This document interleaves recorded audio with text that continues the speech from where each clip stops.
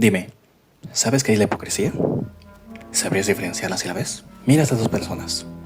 ¿Cuál es tu diferencia? Cualquiera diría al principio que se coge color a la piel. Es evidente. Pero juzgar a alguien por cuánta melanina tiene en la piel no es algo muy lindo, que digamos. Ahora, realmente esas dos personas sí tienen algo en común.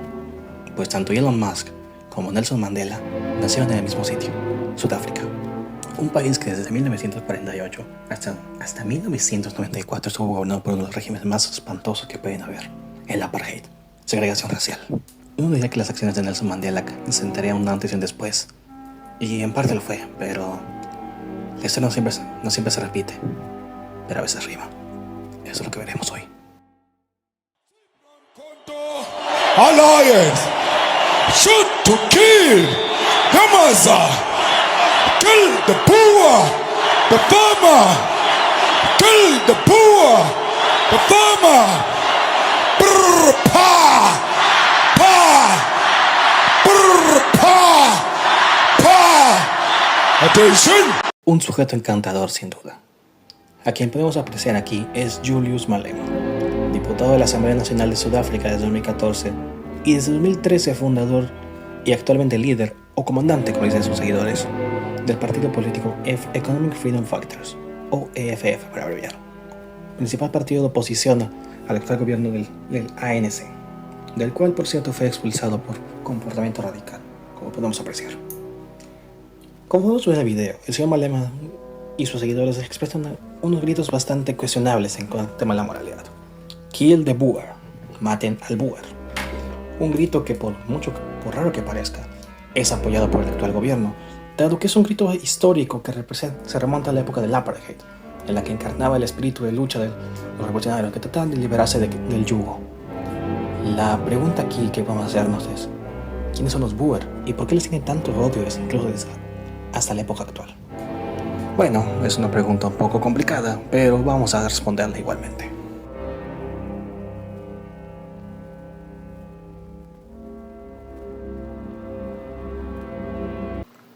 La etnia Boer, o africana, como también se le conoce, es un caso curioso de identidad europea que terminó germinando en África hasta volverse algo propio. No son tribus africanas originarias, obviamente, pero tampoco son colonos recientes.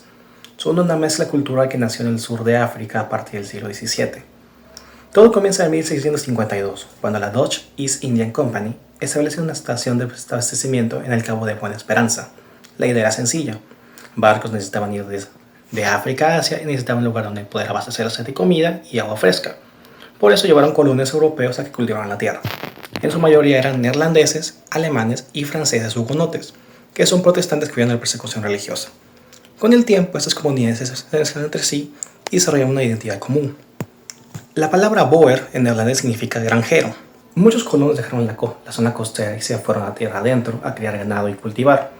Vivían en granjas aisladas con una mentalidad muy independiente. Con el tiempo su idioma evolucionó y apareció el Afrikaans, derivado del neerlandés del siglo XVII. Aunque se puede considerar europeos casi, su cultura no quedó pura, ya que hubo mezclas culturales con esclavos traídos de Indonesia, India y Madagascar, aparte de los pueblos africanos locales como los Khoisan. Esto influyó en su idioma, en la comida y algunas costumbres. Así que los africanos son una cultura híbrida nacida en África, no simplemente europeos tal cual. Uno pensaría que por ser blancos las tendrían más fáciles, pero no necesariamente. A partir del siglo XIX, los británicos tomaron el control del Cabo y a muchos Boer no les gustó estar bajo el yugo de Londres, así que emigraron al interior a fundar el llamado Great Trick. Fundaron un par de repúblicas como la Orange Free State y el South African Republic, lo que terminó en una guerra por la independencia de ellos, los mismos.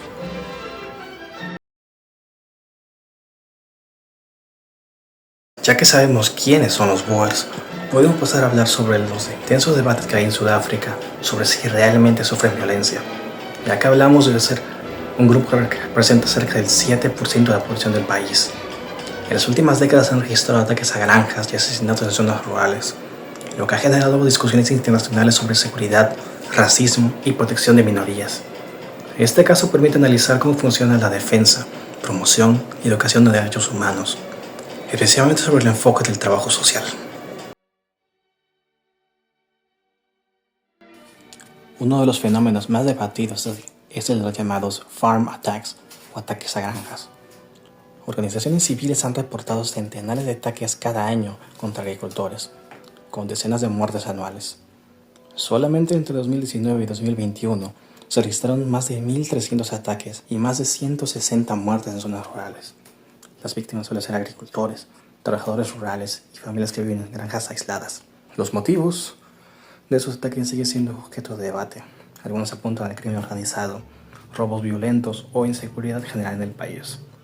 Otros, sin embargo, sostienen que algunos ataques incluyen motivaciones raciales o resentimientos. El tema se vuelve más polémico cuando se entra en el terreno político. Como vimos hace un momento, la canción Kill the Boer es incluso apoyada en sectores políticos debido a que todavía guarda ese sentimiento anti-apartheid que en su momento se impulsó la lucha.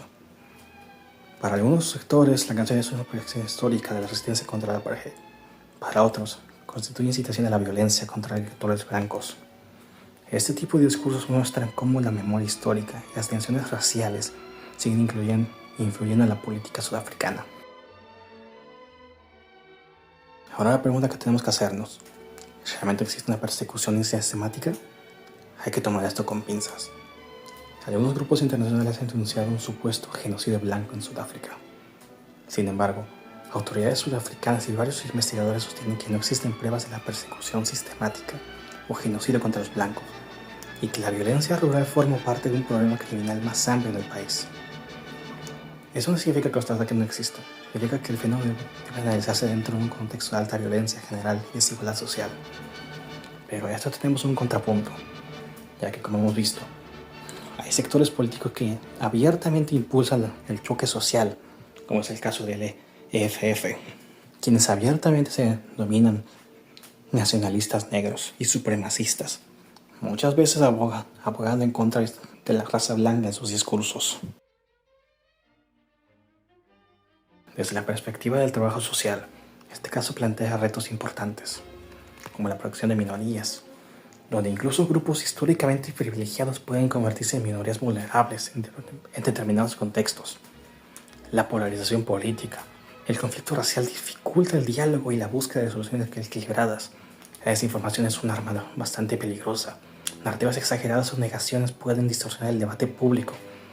Y la seguridad rural. Comunidades rurales aisladas se enfrentan a mayores dificultades para recibir protección estatal. Para abordar estos casos, las instituciones de derechos humanos aplican una metodología clara: registro de denuncias, recolección de evidencia, análisis contextual, informe de derechos humanos y recomendaciones. Sin embargo, a veces no es suficiente. En cualquier contexto de violencia, la prioridad es la atención a las víctimas. Desde el trabajo social se busca brindar apoyo integral en forma de acompañamiento psicológico, orientación legal, apoyo comunitario, acceso a mecanismos de justicia. El objetivo es garantizar que las víctimas recuperen dignidad, seguridad y acceso a sus derechos. Si puedo sacar una conclusión de todo esto, el caso de los Boers de Sudáfrica muestra que la defensa de los derechos humanos es compleja. La historia, la desigualdad y la violencia social se entrelazan, creando conflictos difíciles de interpretar. Más aún si hay intereses políticos de por medio, a veces no muy alineados con el interés público general.